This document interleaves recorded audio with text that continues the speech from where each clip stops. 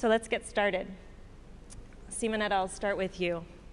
For you, space is very personal. You have an asteroid named after you, number 21887. Yeah. The main belt, so not dangerous. So tell us how you first became inspired by space and some of the key milestones that you've been a part of in your impressive career. Well, first of all, good afternoon, everyone. It's a real pleasure for me to be here. It's been a long trip, I would say, and I've been enjoying every single moment. I cannot say that it's always easy to do the job that I do, also the other responsibilities I had before this. But it's really interesting to look at space on one side as the new frontier. So innovation by definition, if you want, and at the same time to look at how space can be beneficial for improving the quality of life on Earth.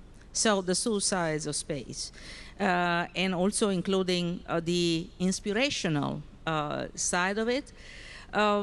My milestones and what brought me to space, well, I always wanted to have a job which allowed me to learn continuously. And so that's the reason why, since the beginning of my, let's say, my life, really, when I was a kid, I wanted to have something to do with science in general. So space was not necessarily the first choice at the beginning. I liked biology. I was fascinated by neuroscience, etc. But then, probably the first human on the moon, as you mentioned, it's been a milestone, probably unconscious. And then, yes, a certain point in time when I enrolled in physics, then I decided that probably astrophysics was my life. And I have to say, I was 10 years old when I was witnessing, together with all the others in front of, millions of TVs all around the world, the first human on the moon. And when a few years ago I met for the first time Buzz Aldrin, for example, well, it was quite interesting because you have someone, you can touch someone who has been on the moon, and it's also inspiring, also for someone like me who has always been in the field. So bottom line, space activities and what I do is not necessarily a work, it's not necessarily a job, it's a way of living, is having friends all over the world, also sometimes on the International Space Station. By the way, we have an astronaut currently on the space station, Luca Parmitano, who I have been I have the honor to be at that time the director of human spaceflight at the European Space Agency, and I selected him. So I'm quite proud to have him. Running in orbit right now. So to conclude, I will say that the main takeaway is that I really wanted to do science. I really wanted to be in STEM.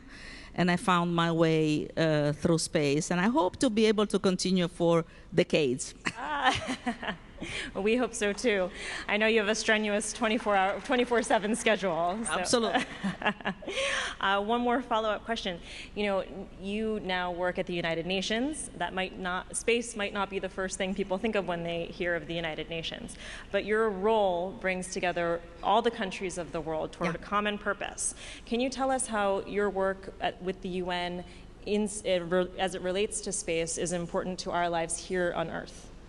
Yeah, the goal of the office is to bring the benefits of space to everyone, everywhere, so that we are able not to leave anyone behind.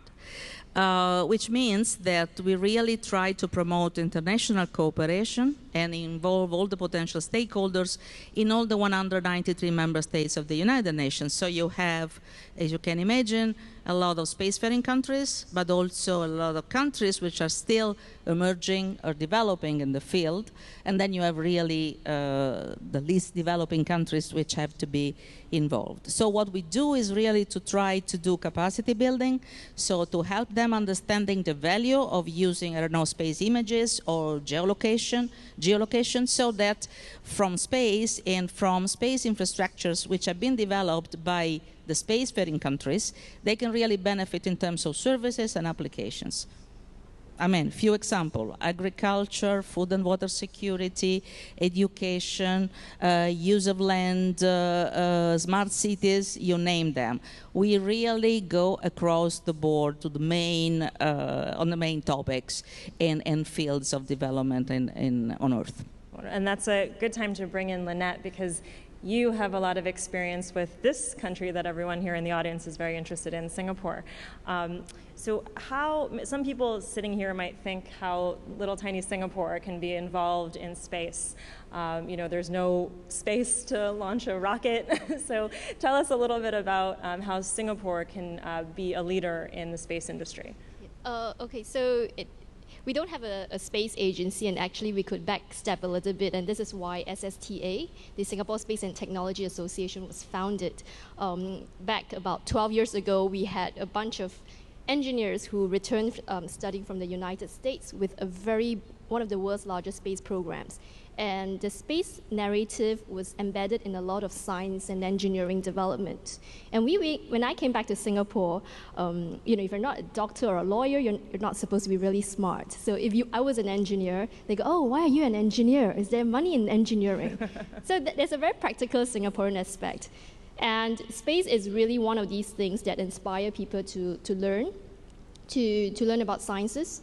And so we started a space association because it was a lot harder to start a space agency. So one step at a time, and that was one of the things about SSTA in that is to create a narrative so that Singaporeans in a small, tiny country can feel that they can partake in this very, very exciting industry.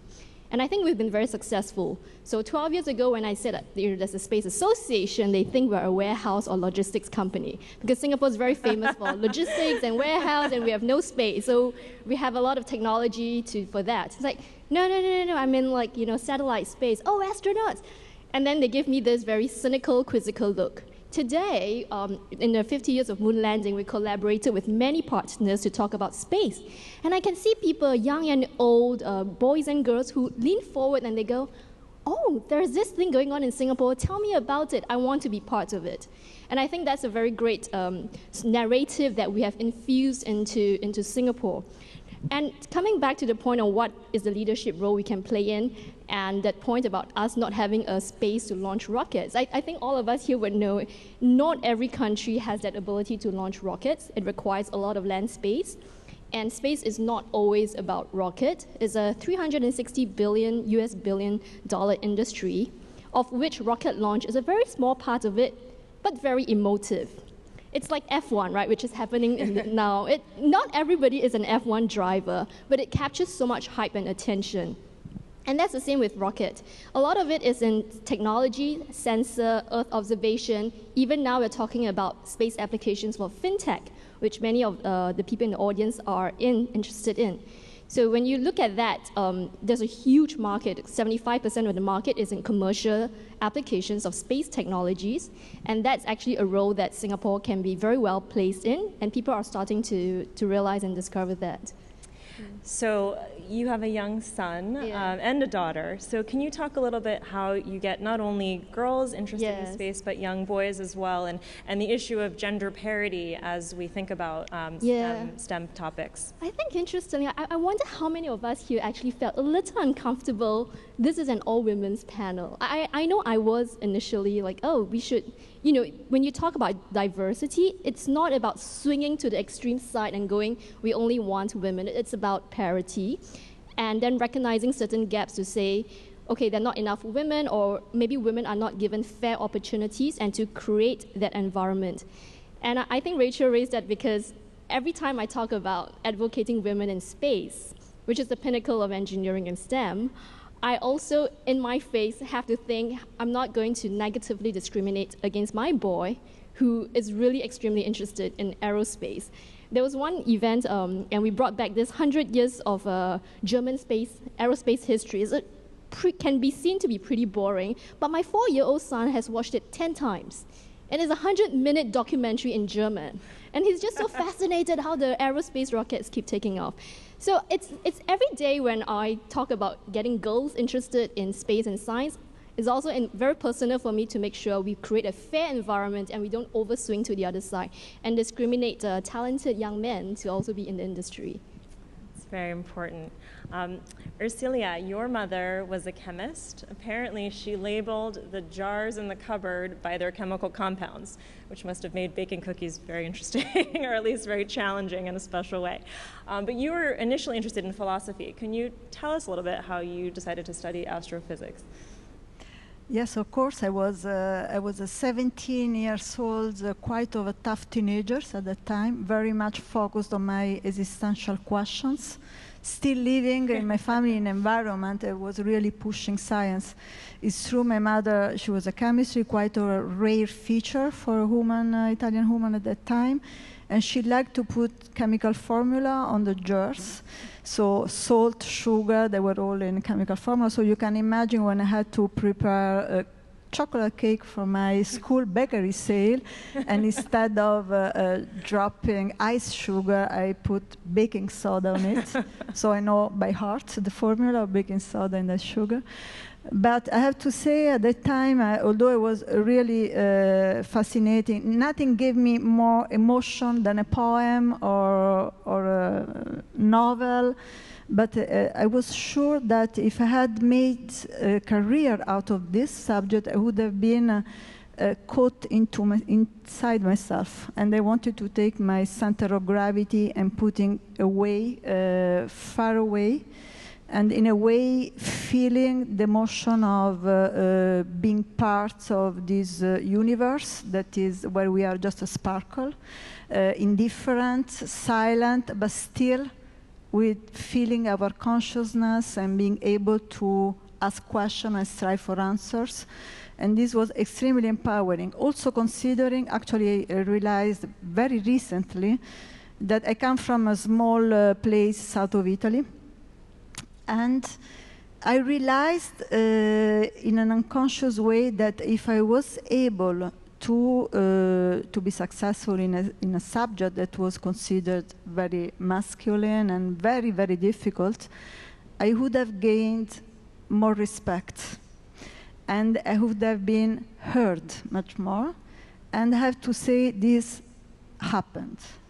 The fact that I was able to go through this, first of all, brought the transformation of myself, because you have to stretch your mind when you study physics to be able to understand that time feels gravity, which is completely outside of your experience, that helium superfluid lose the third dimension, which is impossible, still real, part of our life. So this open your mind, everything can be possible, and at the same time, you gain an authority, and people stops and listen to you more.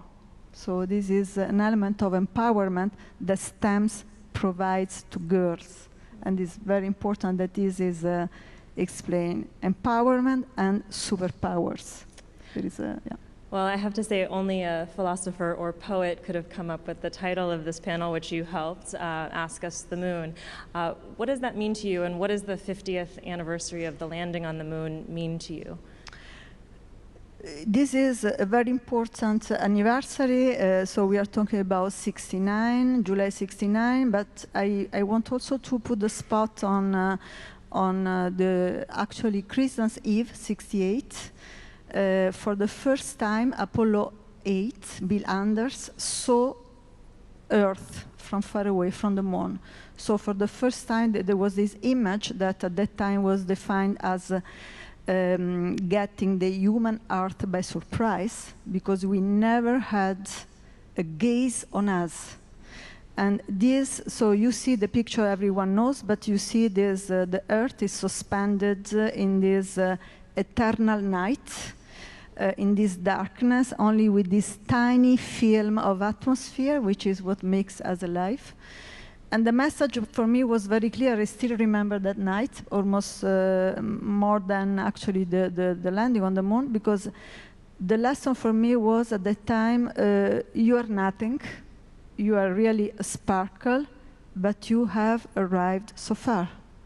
And you are today here to look to yourself from another perspective. And this got such an emotion. It's the emotion of when you do something for the first time, when something impossible realize for the first time in front of your eyes. Another emotion that I want to share was in '97, for instance. I remember the NASA administrators at that time, Dan Goldin, brought all people in the same room for a famous congress, and he showed, there was a rover, Mars Pathfinder, on the Mars surface. So he connected the rover. So we were watching for the first time at this picture, and okay, there was these red rocks that you say, okay, what was expected? But then the rover stops, and the camera goes up, and for the first time, you see a blue sunset from Mars. And you are transformed. And you are not any longer, again, the same, and the sense of belonging to our planet, to our starship, becomes huge. So it's this way to look at space offers a look to ourselves that can really amplify yes, our belonging. And Bidushi, for you, I know your fascination goes back to 1976, a similar landing on Mars. Can you tell us a little bit about how your passion grew from that moment in your parents' living room to the 5th grade report that you did about Jupiter, and then eventually your PhD? So can you talk us through some of the milestones in your career and how you eventually landed as a NASA engineer?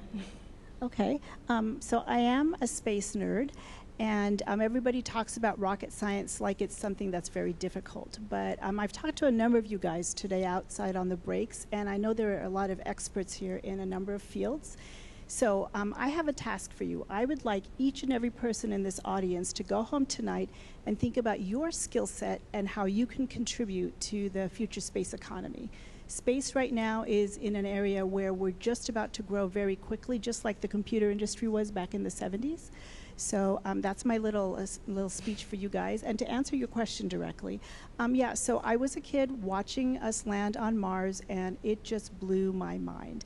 After that, I realized that you could look up in space, and those weren't just dots. They were actually points, physical places that you could fly to. And since that moment, I was 11 years old. I have had pictures on my wall of space in whatever form.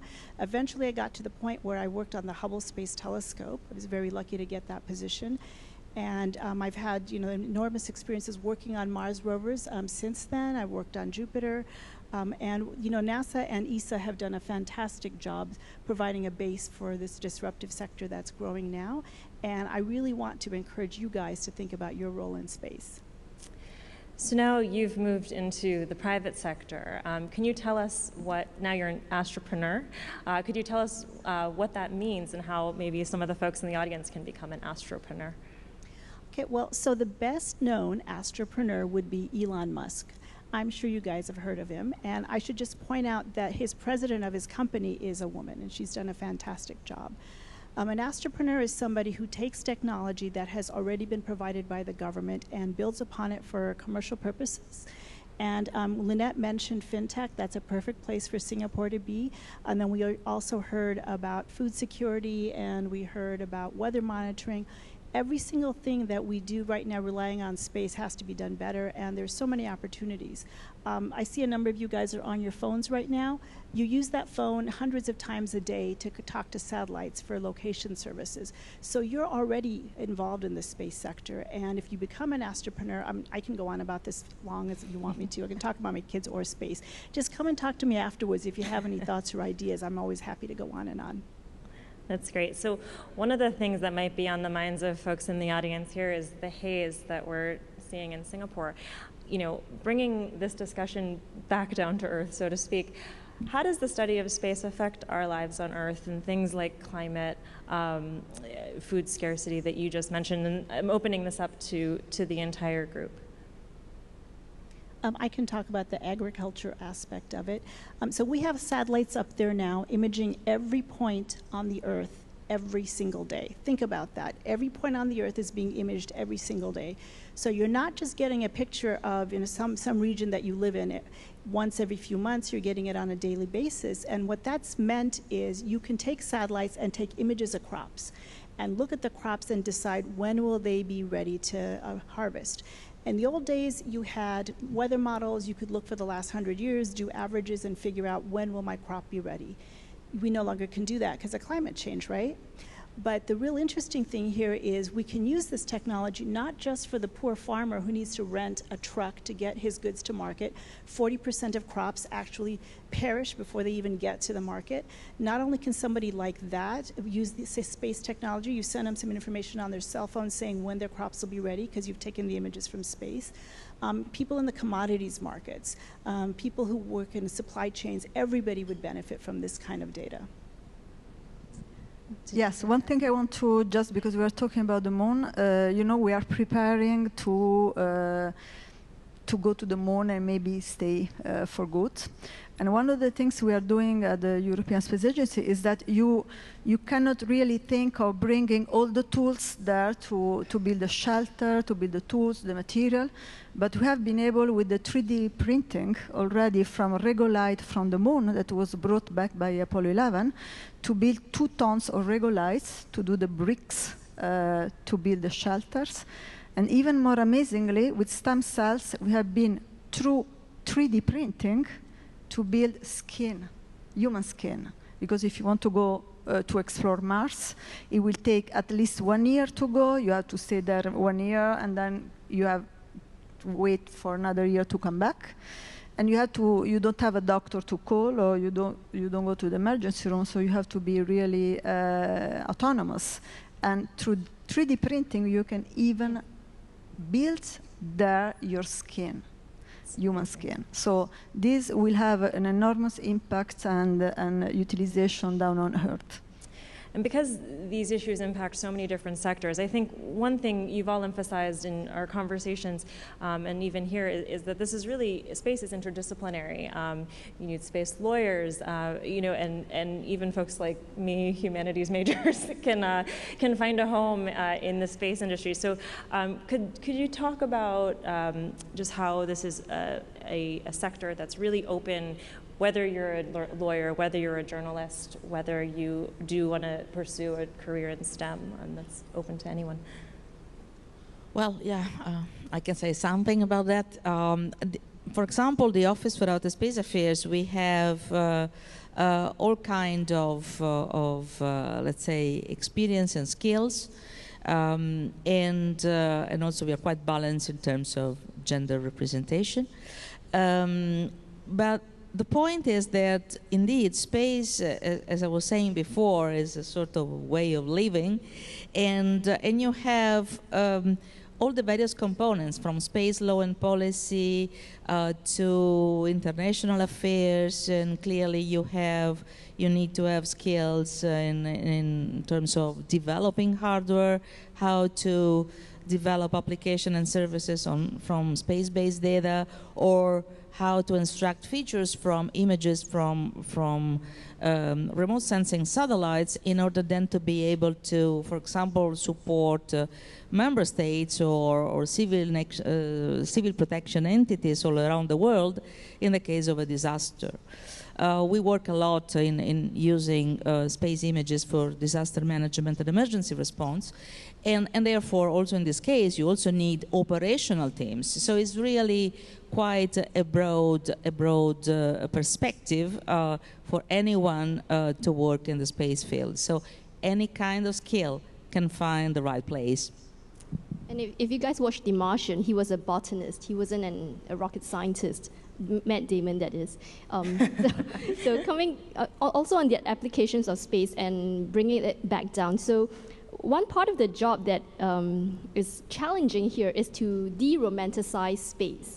In that there is a part that's very romantic. It's about going to the unknown, going to the frontier. And in that sense, the space industry gets a super unfair share of passionate and talented and intelligent people, which I'm very grateful for.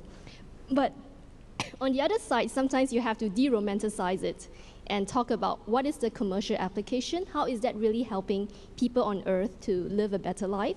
And I think we've heard very good examples. So the way to think about it is satellites is a space asset, and it's one of the rare assets that provide ubiquitous coverage. It can look at a wide space. You can use, and think of it as a camera out there that can take so many things and sense a lot of things, electron counts, you know, how much of the density of this is here. And also it's like a router that transmits information from one point to another. A development that's been happening that will change, you know, if successful, the way many people on Earth live is ability to provide ubiquitous internet access. So if you go to many far-flung places and you want to post something on Facebook, you might not get that internet connectivity. But now with developments like OneWeb and many startups are doing it, they're going to provide internet access to very far-flung places that are all the way out there. And then you can be on social media, you can be calling your mom, you can be doing your WhatsApp, WeChat call. And that is going to drive a lot of commercial and retail activities, which is why the big companies like Amazon, Google, you know, they're all looking into how to leverage on what the space assets can provide. So there's a very strong commercial and business side of it. And like what Bidushi said, we're actually all consumers of space technologies, but we might not be conscious of it. We always think space is so far out, but it's actually right here, right in our hands, and it's how we have been living in the modern world. So I'll just have a couple of closing questions, and then we'll open it up to the audience so you can all start thinking. You know, I have to admit that I have a 2-year-old daughter and a 4-year-old son, and they share a NASA space jumpsuit, which they were fighting over last night. So it's clear, you know, and I think we've all experienced this, where we've dreamed about space when we were little. It's natural, it's human nature.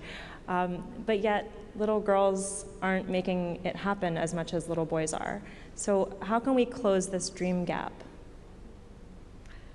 If I say something, there is actually a Dream Gap project, because we know very well that is really a primary schools already that you get these differences, and girls in a way empathize with the teacher. Sometimes the teacher is not very much into mathematics, while the boys, they don't care. And you see that there is really, at this age, they even don't dare to dream of becoming something big. And it's interesting because you see actually in kindergarten, girls tend to be much more courageous. They don't care about asking the wrong questions. They don't care about what the other things. They just go. While during the career, during school, there is an anxiety. They want to be the good ones. There is no values to failure, and failure is something that should be valued. At NASA, 15 years ago, the motto was failure is not an option. Today, the motto is fail early, fail smart. And this is so something that should really be taken from the beginning. There is, about the attitude of girls, there is a very nice story from Brian Greene, which is an astrophysicist, that went to a kindergarten school and asked everybody to draw something. And there is this girl, very focused, drawing, and he approached her and say, "What are you drawing?" And she says, "I'm drawing the face of God." And he says, "But no one knows the face of God." "Oh, in a minute they will." So this sense of, I don't care, I believe in what I'm doing, I don't care about what the other think, and I don't want to take a no as an answer.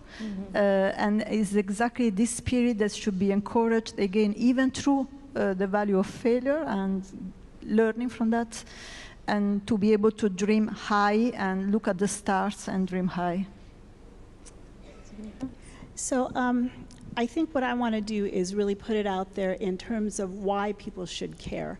I have 2 daughters, and so for me, of course, having them involved in the space sector would be great.